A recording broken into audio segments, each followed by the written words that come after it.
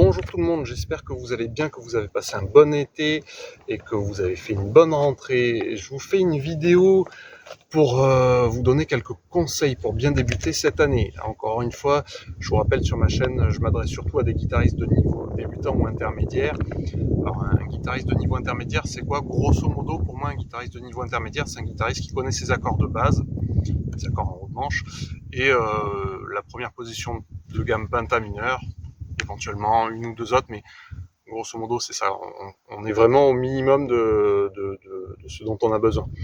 Donc après, c'est sujet à discussion, mais si jamais vous êtes des guitaristes de plus gros niveau, forcément vous allez vous intéresser peut-être à d'autres choses. Donc désolé pour vous.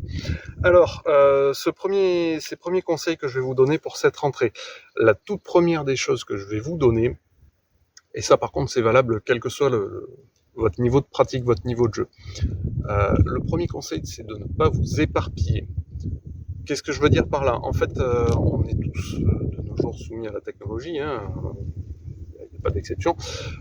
Je porte pas de jugement de valeur. C'est pas mon propos, c'est pas mon principe. Moi, je suis pas là pour donner des leçons ni rien. Je suis là pour simplement vous partager un point de vue. Et je pense que c'est important de le partager parce que je pense qu'il vous aidera vraiment. Donc, ne pas vous éparpiller sur le contenu qu'il y a sur Internet. Qu'est-ce que je veux dire par là? Alors, on parle pas de ceux qui jouent bien, mettre un pouce bleu, ouais, parce que tu joues bien, etc. Encore une fois, c'est pas mon propos. N'allez pas apprendre plusieurs choses sur Internet quand vous pratiquez de la guitare, mais même pour la pratique d'un autre instrument de musique. Commencez pas à passer vos journées sur Internet, à regarder plein de vidéos, à apprendre plein de choses. Ça ne marche pas. Clairement, quand vous apprenez un sujet en musique, désolé pour l'avion, quand vous avez un sujet à apprendre en musique, si vous passez 50 vidéos, vous allez passer des vidéos, vous allez regarder des vidéos, mais vous n'allez pas pratiquer. Alors que l'important, c'est vraiment en fait de vous mettre sur l'instrument. Quand vous trouvez, encore une fois, je reviens sur une penta, mais vous apprenez une position de penta, j'ai une très bonne vidéo sur ça, enfin une bonne vidéo pour ça d'ailleurs, je vous mettrai peut-être le lien. Donc si vous apprenez une position de penta, que vous souhaitez maîtriser une position de penta ou toutes les positions de penta, ne passez pas 30 vidéos dessus, mettez-vous sur une, regardez-la, prenez l'instrument et travaillez en même temps. C'est le meilleur moyen. Si vous prenez une vidéo sur votre téléphone ou votre ordi, que vous regardez la vidéo, vous passez à une autre, et ainsi de suite, vous aurez regardé beaucoup de choses, mais au niveau de la pratique, vous n'aurez rien fait. Donc, ne vous éparpillez pas sur Internet. Il y a énormément de gens, qui font de bons contenus sur Internet, de très bons contenus. Le but, c'est pas de prendre des gens forcément alors oui, le contenu qui vous corresponde, ça c'est important, mais surtout, ne partez pas, n'allez pas regarder 50 tutos de 3, 4, 5 personnes différentes sur le même sujet, ça servira à rien, elles vont grosso modo vous dire la même chose, que ce soit moi ou quelqu'un d'autre. Les gammes penta, quand on les connaît, on va vous les enseigner d'une manière plus ou moins différente, mais au final, c'est pour vous enseigner la même chose. Les gammes pentatoniques et les gammes pentatoniques sur la guitare, que ce soit moi ou Steve Vai ou n'importe qui à l'autre bout du monde, c'est les mêmes pour tous, quoi. Les pentas mineurs, les pentas majeurs, mais après, en dehors de ça, les pentas, ce sont les pentas. Donc, n'allez pas prendre une vidéo de penta d'un gars et puis passer sur une autre, ça vous servira à rien. Par contre, prenez la vidéo d'un gars qui vous correspond et travaillez en même temps que lui. Ça, c'est super important. Donc, le premier conseil, c'était vraiment de ne pas vous éparpiller. Le deuxième conseil, il est un petit peu en relation, c'est d'ordonner votre travail. C'est-à-dire que, je reviens sur mon exemple des pentas, commencez pas à prendre vos gammes pentas et puis à vouloir les tourner dans tous les sens si vous n'arrivez pas déjà à les monter. C'est-à-dire passer de la 6e corde vers la première. Ou à les descendre. Enfin, faites-les dans un sens, apprenez-les tranquillement. Donnez-vous du temps, soyez un petit peu patient et vous allez voir qu'en fait, vous allez réussir à apprendre votre penta en vous ordonnant. Vous ordonnez, ça veut dire quoi? Ça veut dire que vous jouez votre gamme, par exemple, avec un métronome. Tic, tic, tic. Et sur chaque bip, vous jouez une note de votre penta. L'une après l'autre, dans un premier temps. Après, vous apprendrez à faire d'autres fioritures. Mais au début, vous apprenez les choses de manière la plus basique et la plus simple possible. Vraiment, c'est super important. C'est comme ça que vous allez réussir à apprendre. Et plus vous maîtriserez vos bases sur l'instrument de musique, plus vous arriverez à apprendre de choses après, par la suite, pour pas me répéter.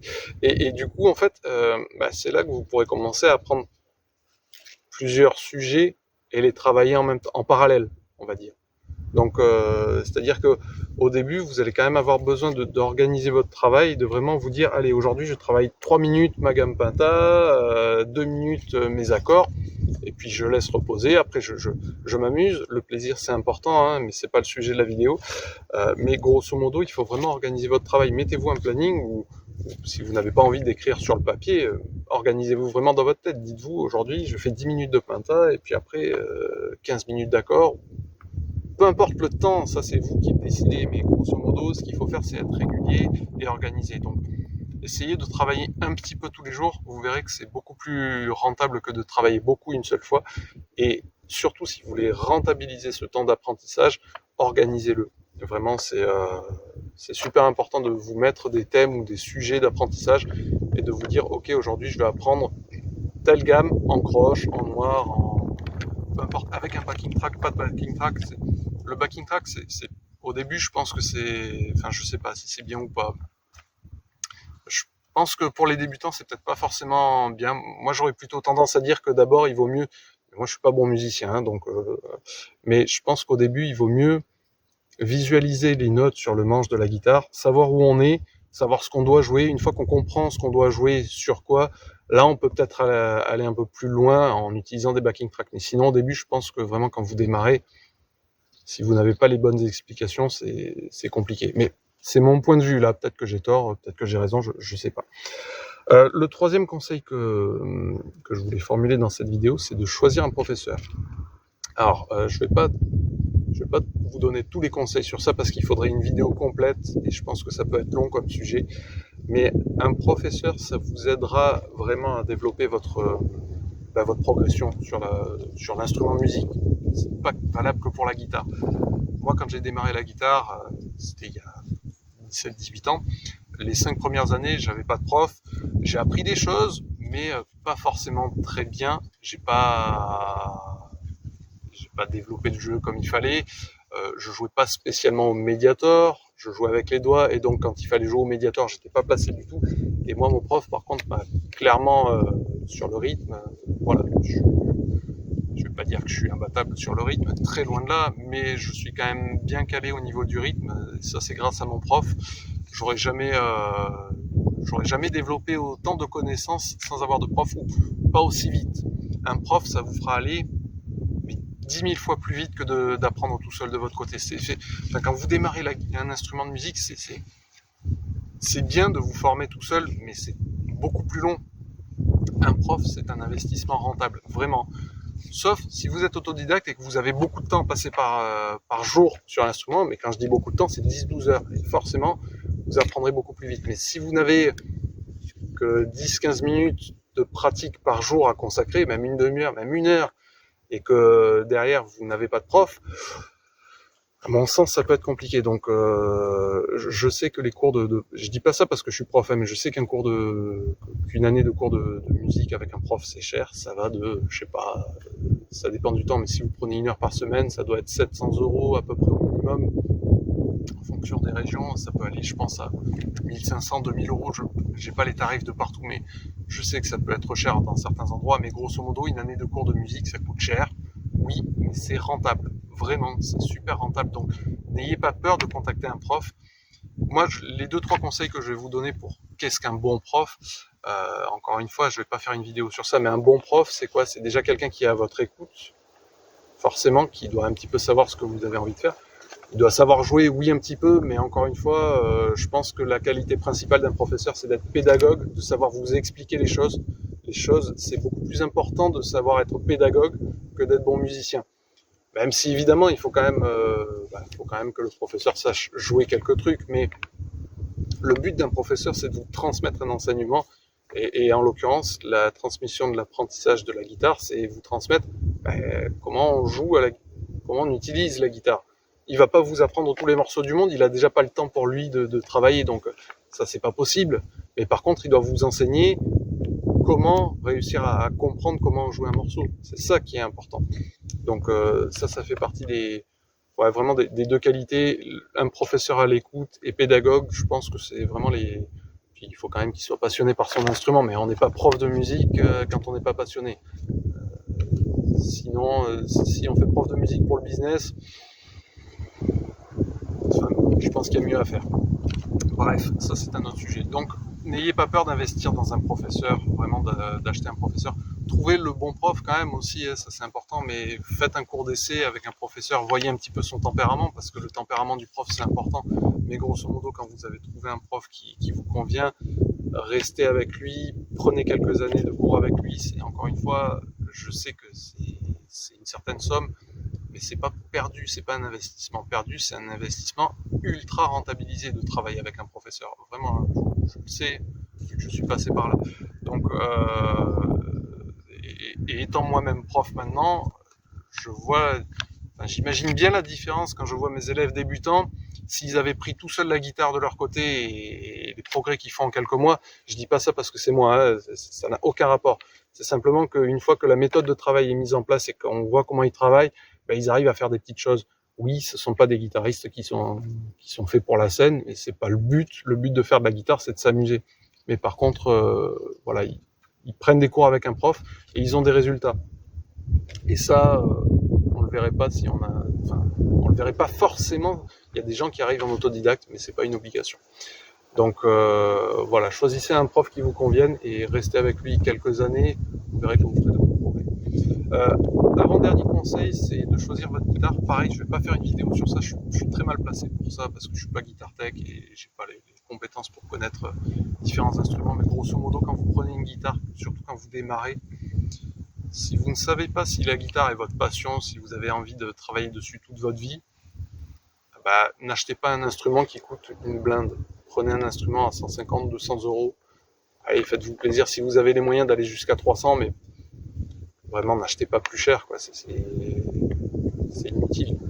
Si vous voulez acheter un instrument qui soit cher, soyez sûr de vouloir pratiquer la guitare. Et vous le savez, quand vous prenez une guitare, vous savez si vous allez travailler avec toute votre vie ou pas. On sait, quoi. On prend la guitare et on se dit, ouais, ça c'est un instrument, je sais que j'en ferai jusqu'à ma mort. Et si vous n'êtes pas sûr, ben non, vous prenez un instrument qui soit pas cher. Une fois que vous avez travaillé une année et que là vous êtes un peu plus serein sur oui, la guitare ça me plaît, là vous pourrez investir dans un instrument de moyenne qualité. Alors quand je dis moyenne qualité, c'est pas le prix qui compte, mais grosso modo, vous prenez un instrument à peu près 500 euros, vous avez des guitares de moyenne qualité, bonne qualité. Si c'est du neuf ou de l'occasion, c'est différent, mais grosso modo, aux alentours de 500 euros, vous avez des guitares qui sont franchement déjà bien. Après, les gammes supérieures, ça commence à 1500 euros, mais là, c'est plus le même monde non plus. Donc, c'est pareil. Si vous voulez investir dans un instrument de bonne qualité, il faut mettre à peu près, ça dépend toujours des occasions, mais à peu près 500 euros. C'est une ordre d'idée. Vous avez de très bonnes guitares à 250 euros et des guitares à 800 euros qui valent pas un clou. Hein. Donc, faut mettre en parallèle ce qui est faisable. Encore une fois, si vous voulez qu'on traite d'un sujet, de ce sujet, pareil, mettez-le moi en commentaire, comme pour les professeurs tout à l'heure. Si ça vous intéresse vraiment, je pourrais faire une vidéo sur ça prochainement. Dernier petit conseil, celui-là, il est bien pour tous les guitaristes qui démarrent. Alors, je vais devoir me tourner. Vous allez comprendre pourquoi. Le conseil, en fait, là, il va être sur la posture sur la guitare. Alors, j'ai pas de guitare avec moi, c'est pas grave, on peut très bien faire sans guitare. On va imaginer que ça, c'est le manche de la guitare. Hop, salut le manche de la guitare. Bon, le conseil, vous allez comprendre pourquoi j'ai pas besoin de guitare. En fait, imaginons que ça soit le manche. L'important, c'est la position de votre pouce. Votre pouce. Très souvent, quand on démarre la guitare, il y a énormément de guitaristes qui font ça. Et même encore pire, qui font ça. Ça, c'est interdit. Le panneau vraiment le plus interdit à la guitare, c'est ce mouvement. Si vous avez votre pouce qui part dans cette zone-là du manche, c'est fini. Vous n'allez pas réussir à vous placer comme il faut et vous risquez de vous faire mal. Il y a une tendinite sur les tendons qui sont ici, ça fait mal et ça vous empêche de jouer pendant un long moment, pendant de longs moments, donc de longs mois peut-être parfois. Donc faites attention, vraiment encore une fois j'insiste, Votre pouce, il doit, sauf quelques exceptions, il ne va jamais en dessous de la moitié du manche et il est très rarement dans cette position, à part pour quelques bends, la position blues notamment, mais ça, c'est pareil, ça demande plus de temps pour vous l'expliquer, mais grosso modo, quand vous jouez, votre pouce, il est toujours dans ce sens.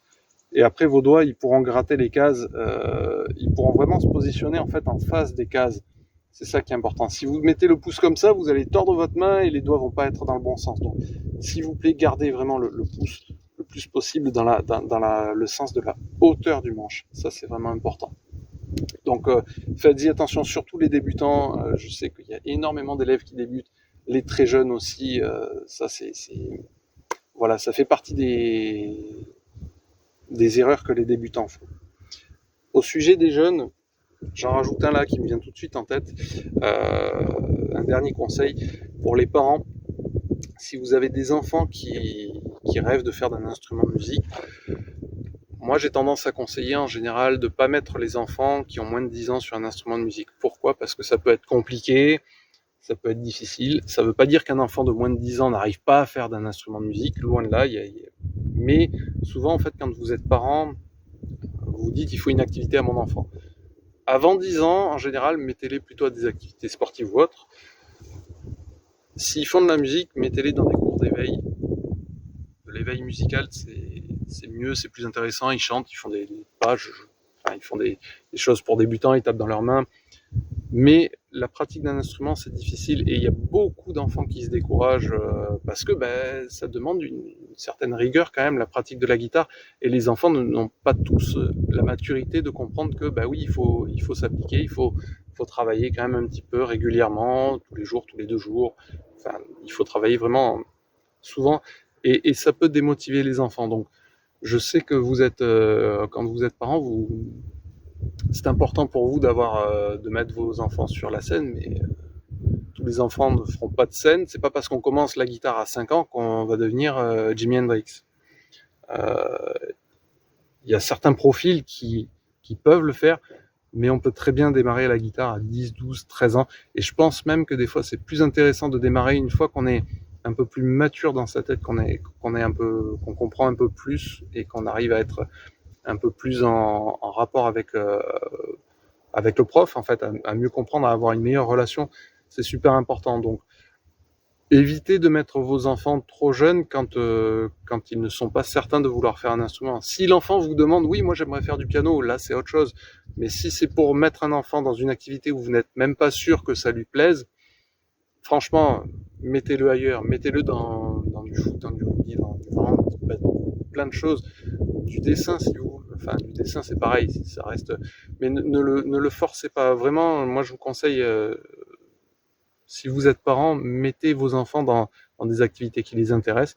Et si vous voulez vraiment qu'ils fassent un instrument de musique, et j'aurais quand même tendance à dire que c'est important de faire un instrument de musique, ça peut être bien pour l'équilibre personnel. Vraiment, attendez que lui, il ait vraiment envie de le faire. Faites-les essayer éventuellement. N'hésitez pas à solliciter les écoles, à dire voilà, j'aimerais voir si mon enfant si cet instrument lui plairait. Et vous leur faites tester un cours ou 2. Ça, c'est possible, ou avec des profs particuliers, pas forcément les écoles. Vous voyez, et là, si vous avez un retour positif de l'enfant, oui, vous pouvez l'inscrire. Mais sinon, ne cherchez pas à mettre votre enfant dans une pratique d'instrument avant à peu près 10 ans si jamais il ne le demande pas. Parce que ça va être contre-productif. Et là, vous allez perdre de l'argent et tout le monde va y perdre du temps. Donc ça, c'était le dernier petit conseil bonus que je vous passais aujourd'hui. Donc je récapitule pour tous les conseils. Donc, concentrez-vous, ne vous éparpillez pas sur votre travail, n'allez pas voir 150 tutos sur Internet. Ordonnez votre travail, ça c'est super important.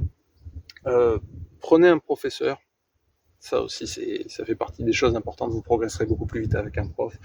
Qu'est-ce que je vous avais dit ? Oui, après choisissez un instrument qui soit accessible, pas super cher au début. Le but c'est pas d'avoir un instrument qui sonne bien. Enfin, s'il se désaccorde un peu, c'est pas grave, on le réaccorde en cours, ça c'est pas un problème. La position de la guitare, ça aussi c'est un conseil qui est important, c'est peut-être même l'un des plus importants aujourd'hui. Et le dernier qui m'est venu en tête, donc ne forcez pas les jeunes à aller vers un instrument de musique s'ils ne le souhaitent pas. Les jeunes de moins de 10 ans. Après 10 ans, c'est un autre sujet. Voilà, j'espère que ça vous a plu. N'hésitez pas à mettre un petit pouce bleu. Désolé pour la vidéo un peu longue, mais ça va rattraper les quelques semaines là, sans avoir de vidéo. Mettez-moi dans les commentaires si ce que je vous ai dit, ça vous a aidé, si ça vous intéresse de faire des sujets, notamment sur comment choisir un bon professeur. Je pourrais faire des vidéos éventuellement sur ça si vous avez quelques demandes. Je vous souhaite une bonne journée, à bientôt!